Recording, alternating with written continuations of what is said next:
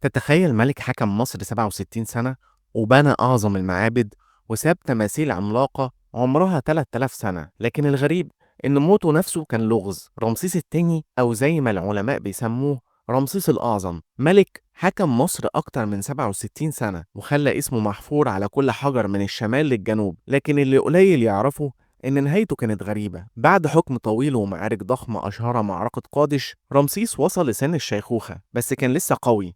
ومع ذلك لما كشفوا عن موميته في القرن العشرين لقوا حاجة مش طبيعية. الملك كان طويل قوي وأسنانه باينة إنها تأكلت جامد وفي علامات التهابات شديدة، بس الغريب إن في كسور صغيرة في العمود الفقري واضطرابات في المفاصل، وده خلى العلماء يسألوا هل رمسيس مات بسبب الشيخوخة بس ولا كان في مرض معين. بعض الدراسات قالت إنه كان عنده التهاب مفاصل حاد جدا خلاه يعاني آخر سنين حياته، وفي فريق تاني قال إنه كان بيعاني من تصلب شرايين خطير وده ممكن يكون السبب. أما أغرب اكتشاف فكان وجود بقايا علاج وزيوت كانت غريبة على المومياء، وده خلى بعض العلماء يعتقدوا إن الكهنة حاولوا بكل الطرق إنهم يحافظوا على جسم الملك كأنه كان مهم بالنسبة ليهم، وده كان بشكل استثنائي أكتر من أي فرعون تاني. المومياء نفسها سافرت فرنسا سنة 1976 علشان تتعالج من فطر كان بياكل في نسيجها، وتم استقبالها باستقبال رسمي كأن الملك لسه عايش. تحيا مصر كانت على السجادة الحمراء لفرعون